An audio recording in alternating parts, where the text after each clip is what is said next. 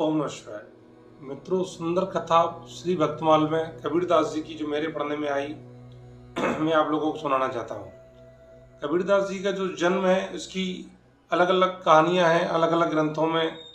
तो कोई कहता है कि श्री जो गुरु रामानंद जी थे, इन्होंने एक विधवा ब्राह्मणी को वरदान दिया था और उनसे जो पुत्र प्राप्त हुआ तो विधवा ने जग हसाई की वजह से उसको जो तालाब है उस तालाब के किनारे छोड़ दिया।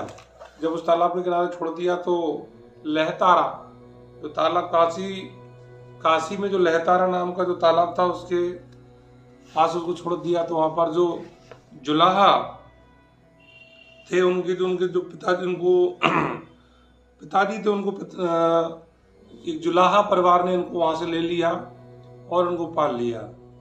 जब ये छोटे थे तो इनका मन भगवान भक्ति में लगने लगा और अब ये मुसलमान होने की वजह से भगवान की भक्ति में भी लीन होने लगे। इन्होंने सूफी संतों से भी दीक्षा ली, जो वहाँ से अच्छा लगा वो वहाँ से ग्रहण किया। फिर इन्होंने गुरु रामानंद जी से दीक्षा लेने के लिए सोचा। एक बार ये बनारस पर जो सीढ़ियाँ थी वहाँ पर जाकर लेट गए।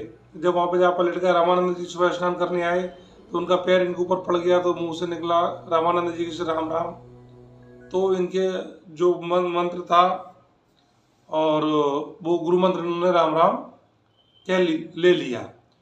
स्वयं कबीरदास जी ने अपनी वाणी में लिखा हुआ है कि हम काशी में प्रकट भये हैं रामानंद चेताए। ऐसा कहते हैं कि हम काशी में प्रकट हुए हैं और रामानंद जी ने हमें इस दुनिया में जगाया है, चेताया है, जन्म दिया है। इस प्रकार उन्होंने गुरु बना लिया। जब कबीरदास जी को गुरु बना लिया तो इनकी जो ख्याति थी धीरे धीरे फैलने लगी लेकिन वो पढ़े लिखे नहीं थे।